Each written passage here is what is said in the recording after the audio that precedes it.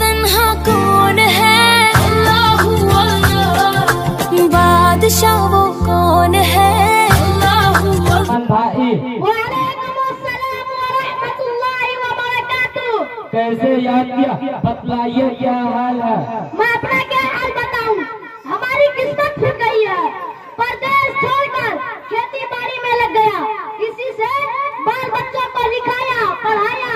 3 बेटियां हुई, एक का नाम अरअतल्लज़ी, दूसरे का नाम सिरातल्लज़ी, तीसरे का नाम तबारकल्लज़ी। 3 बेटे हैं, एक का नाम मिस्टर बाबू, दूसरे का नाम छियत्तर बाबू, तीसरे का नाम चुकंदर बाबू। सबको ये पास करवाया और चुकंदर बाबू को ग्रेजुएट बना दिया। जुम्मन भाई, आपने अपने बच्चे को ना लिखाया पढ़ाया, फिर भी आप परेशान हाल और फटीचर बने हुए हैं। अस्सलामु अलैकुम इमाम साहब, आइए तशरीफ लाइए। वालेकुम अस्सलाम व रहमतुल्लाहि व बरकातुहू। कहिए सैयद मुकद्दर खान, मिजाज शरीफ खैरियत तो है?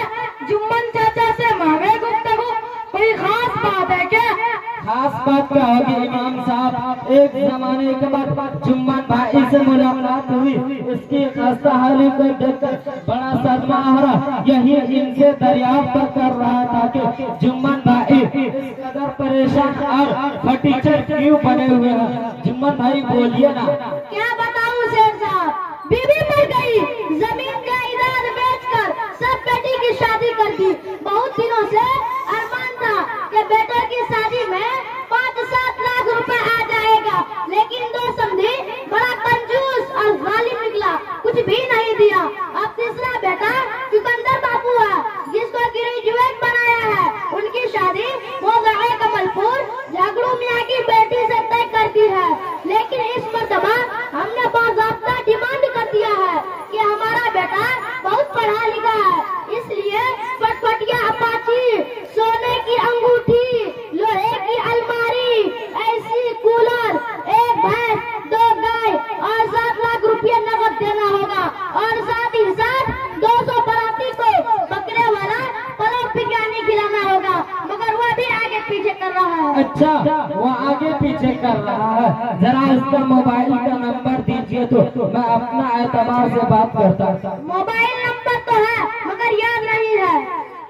दादा हमको याद है, लीजिए सेठ साहब, 712 911 420। आप झगड़े में आप बोल रहे हैं क्या? मैं सेठ मुकद्दर खान जी। अस्सलाम वालेकुम मुकद्दर भाई। वालेकुम सलाम। झगड़ो मियाँ, जहाँ भी हो आकर मुझसे जल्दी मुलाकात करो। जी ठीक है।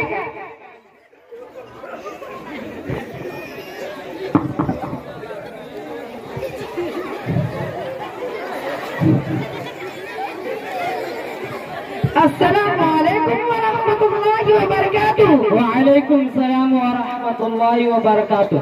बोलो झगड़ो मियाँ, खैरियत से हो?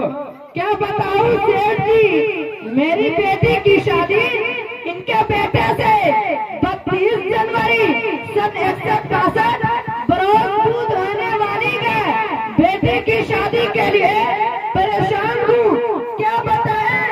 बेटों की शादी कर दी, सब अपनी बीवियों को लेकर अलग हो गए। जमीनों जायदाद भी नहीं है, दहेज का सामान तैयार करने के लिए मच्छर शहर से 2 लाख रुपए सूद पर लिया गया और कुछ लोगों से चंदा किया गया। 30-40 हजार रुपए आया। बड़ा अच्छा मौका है, वैसे भी आपसे मिलने का इरादा था कि बाकी खर्चे के लिए सेठ मुकद्दर खान से ले लेंगे। आपने बुलाया था, बड़ी खुशी हुई। आप कम से कम 50,000 रुपए का बंदोबस्त कर दीजिए, हमारा काम हो जाएगा। अरे झगड़ो मियाँ, तुमको मालूम नहीं है हमारे घर में 53 आदमी का खर्चा, इसके अलावा लोगों को सबका खैरात करते रहते हैं। मेरी तरफ उम्मीद ही छोड़ दो, जाओ जाओ कहीं से भी जुम्मन भाई की सारी फरमाइश पूरी करो, तब जाकर शादी होगी, वरना नहीं। एक बात याद रखो, सौदा अच्छा होगा तो पैसे भी ज्यादा लगे, क्योंकि तुम्हारा होने वाला दामाद ग्रेजुएट है। जाओ जाओ तैयारी करो। सेठ जी, अगर आपको गुस्सा न आए तो एक बात कहूँ, वैसे भी आपके सामने जबान नहीं खोलनी चाहिए। छोटा मुंह बड़ी बात। ऐसा लगता है कि आप जुम्मन मियाँ का बैल बेचवा रहे हैं। कुछ दलाली मिली है क्या? जाओ कहीं टुक्कर मर जाओ। खामोश हो जाओ। 2 कौड़ी का आदमी नहीं, भिखारी मेरे सामने जबान चलाता है। जाओ जाओ। रहने दीजिए सेठ साहब, समझी साहब को माफ कर दीजिए। समझी साहब यहाँ से फौरन हट जाइए, बड़ी मेहरबानी होगी। अरे जुम्मन भाई, आप कहाँ फंस रहे? मुझे तो बड़ा सदमा है कि आपका बेटा ग्रेजुएट है। ये झगड़ू 2 कौड़ी का आदमी नहीं, जहेज देने में आगे पीछे कर रहा है।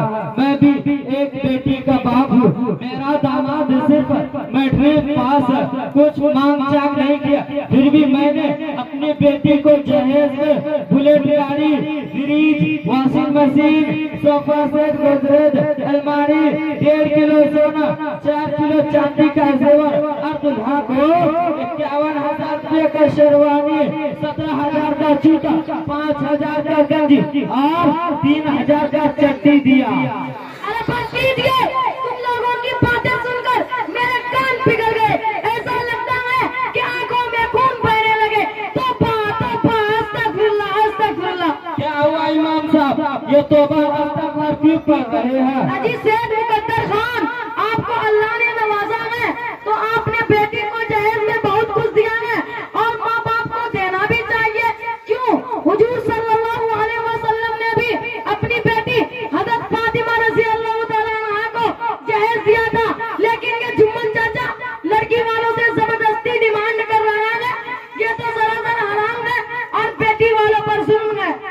चुप रहिए इमाम साहब, जरा और होकर बात कीजिए। अगर आप हमारे इमाम ना होते तो काम करके भगा देते। अरे जुम्मन चाचा, आपको क्या मालूम? ज्यादा बकबक मत करो। तुम्हारा तो बस एक ही काम है, हल जोतना, घास काटना, गाय का गोबर साफ करना। दादा छोड़िए इनकी बात को। एक बार तो हमारे उस्ताद मोहतरम फरमा रहे थे कि इस जमाने में लड़का वाला तिलक और जहेज का मुतालबा करके जहाँ लड़की वालों पर जुल्म करता है, तो वही बात लड़की वाले झूठी शोहरत और नामवरी के लिए इतना फजूल खर्च करता है कि दूसरे बेचारे गरीब मिस्किन देखकर घर पे अफसोस करते हैं। खामोश बैठो, एक बित्ते का नहीं अभी से लंबी लंबी बातें करता है। कहावत मशहूर है, खिसियाने मिलने खंबा नाचे। दादा जान, आप तो जाहिल हैं, खेती बाड़ी में लगे रहते हैं। ये इमाम साहब खुद कह रहे हैं जहेज लेना और देना दोनों जायज है। इस मौका पर कितना अच्छा होता है कि हम अपने उस्ताद मोहतरम हजरत अक़दस मौलाना मुफ्ती व काजी को बुलाकर सही मसला मालूम कर लेते हैं, क्योंकि हम मुसलमान हैं, अल्लाह और उसके रसूल को मानने वाले हैं। कहीं ऐसा ना हो कि हमारा अमल अल्लाह की नाराजगी का सबब बन जाए। हाँ पता, बुलाओ मुफ्ती साहब को। अस्सलामु अलैकुम वरहमतुल्लाहि व बरकातुहू। हजरत मुफ्ती साहब, मैं आपका शागिर्द अब्दुल वाहिद हूँ। वालेकुम अस्सलाम वरहमतुल्लाहि व बरकातुहू। कहाँ आसिज़म, क्या हाल है? हजरत मुफ्ती साहब, एक जरूरी मसला दरपेश है, अगर आप तशरीफ ले आते तो बड़ी नवाजिश होती। जी आसिज़म, मैं आ रहा हूँ।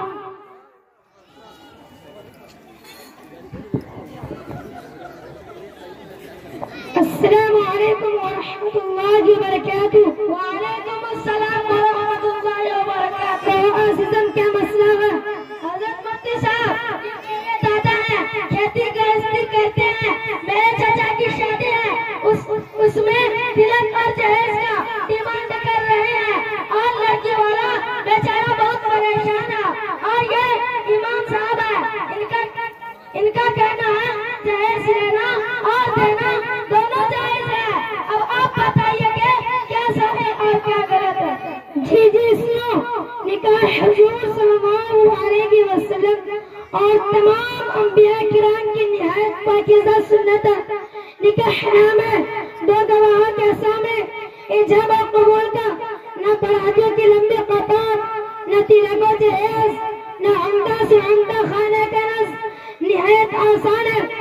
तहत सुन्नत। हुजूर अकरम सल्लल्लाहु अलैहि वसल्लम ने फरमाया, इन्ना अज़मन निकाह इबादतन ऐसाहु मऊनतन, यानी वो निकाह सबसे ज्यादा बरकत है जिसमें अखराजात कम से कम हो। जहाँ तक सवाल है मरवीजा, तिलक और जहेज का महज एक रस्म है, शरीयत में उसकी कोई हकीकत नहीं। मुफ्ती साहब आपको जहेज का भी रस्म और बिदअत बता रहे हैं, हालांकि ये सुन्नत नबवी है। आका मदनी सल्लल्लाहु अलैहि वसल्लम ने अपनी बेटी हज़रत फातिमा रज़ियल्लाहु तआला अन्हा को जहेज दिया था। खामोश रहिए, आप ही जिस मौलवियों ने भोले भाले आवाम का दिमाग खराब कर दिया और जहेज जैसी बदतरीन लानत को सुन्नत नबी कहकर पूरे समाज और मुआशरे को तबाह व बर्बाद कर रहे हैं। यह सरासर आप जैसे लोगों की गलतफहमी का नतीजा है। रसूलुल्लाह सल्लल्लाहु अलैहि वसल्लम ने कतई जहेज नहीं दिया है और जो कुछ दिया है वो हज़रत अली रज़ियल्लाहु तआला की महर की रकम ज़रा बेचकर घरेलू अशिया का नज़्म करवाया है। सीरत का मुताला कीजिए और ज़हनो दिमाग से जहेज का कीड़ा निकाल कर बाहर कीजिए। बहरहाल मैं अर्ज़ कर रहा था, तिलक और जहेज शरअन किसी भी तौर पर जायज नहीं, शरअन किसी भी तौर पर जायज नहीं कि लड़के वालों से कुछ लेन देन करना वो भी हराम है।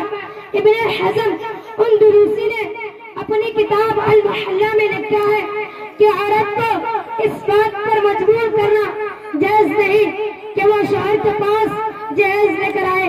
फतवा शामी में इस लेन देन को रिश्वत करार दिया है।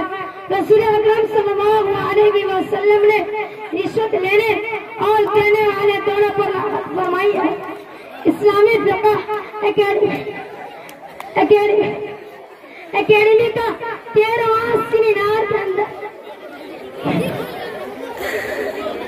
13वां सेमिनार के अंदर मरवीजा जहेज के मौजू पर मुल्क से आए हुए तमाम मकातिब फिक्र के 100 से ज्यादा उलमाए किराम मुफ्तियान आज़म ने अपने दस्तखत के साथ मरवीजा जहेज के मौजू पर मरवीजा जहेज पर अपनी तशवीश का इजहार किया कि आज हमारी जिंदगी में लड़कों की खरीदो फरोख्त का मिजाज हो गया है।